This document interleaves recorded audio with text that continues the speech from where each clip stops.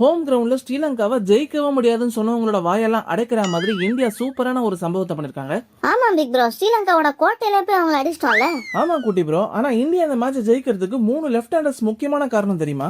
யாரு ப்ரோ அந்த மும்மூர்த்திகள்? First Devdutt Padikkal first இன்னிங்ஸ்ல 167 runs தூக்கி அடிச்சு ஸ்ரீலங்கா போலிங் அட்டாக்க பிரிச்சு மேய்ஞ்சிட்டாரு. கூடவே செகண்ட் இன்னிங்ஸ்ல எல்லாருமே சொதப்பும் போது ஒரு குரூஷியலான 44 ரன்ஸ் அடிச்சு கொடுத்தாரு. அப்ப சாய் சுதர்சனுக்கு நம்பர் 3ல டாடா பை பை தானா? காம்படிஷன் இருக்கிறது நல்லதானே குட்டி ப்ரோ. அப்ப நெக்ஸ்ட் யாரு?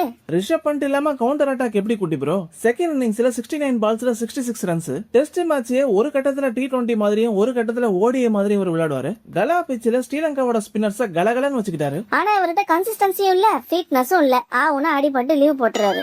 நெக்ஸ்ட் லெஃப்ட் ஆர்ம் ஸ்பின்னரான மனவ் சுதர் ஃபர்ஸ்ட் இன்னிங்ஸ்ல 4 விக்கெட்ஸ், செகண்ட் இன்னிங்ஸ்ல 6 விக்கெட்ஸ், மொத்தமா 10 விக்கெட்ஸ் தூக்கி ஸ்ரீலங்காவை கிளீன் ஸ்வீப் பண்ணிட்டாரு. ஆனா ஸ்ரீலங்கா இப்படியா சரண்டர் ஆவாங்க? அவங்களும் கொஞ்சம் ஃபைட் பண்ணாங்க குட்டி ப்ரோ. பிரபத் ஜெயசூர்யா 8 விக்கெட்ஸ் எடுத்து பயம் காட்டினாரு. மிடில் ஆர்டர்லயும் சொனல் தனுஷா ஃபர்ஸ்ட் இன்னிங்ஸ்ல செஞ்சுரி, செகண்ட் இன்னிங்ஸ்ல 84 ரன்ஸ் அடிச்சு கடைசி வரைக்கும் போராடினாரு. அப்ப இந்தியன் டீமோட மாசுக்கு முன்னாடி ஸ்ரீலங்கா தூஸ் ஆயிட்டாங்க சொல்லுங்க பிக் ப்ரோ. ஆமா குட்டி ப்ரோ, ஒரு வழியா இந்தியா 1-0 லீடுக்கு போயிட்டாங்க. மக்களே, உங்களுக்கு படிகளோட பெர்ஃபார்மன்ஸ் பிடிச்சிருந்ததா இல்ல மனவ் சுதரோட பெர்ஃபார்மன்ஸ் பிடிச்சிருந்ததா? லைக் சப்ஸ்கிரைப் எல்லாம் பண்ணி அப்படியே கமெண்ட் செக்ஷன்ல தெரிக்க விடுங்க.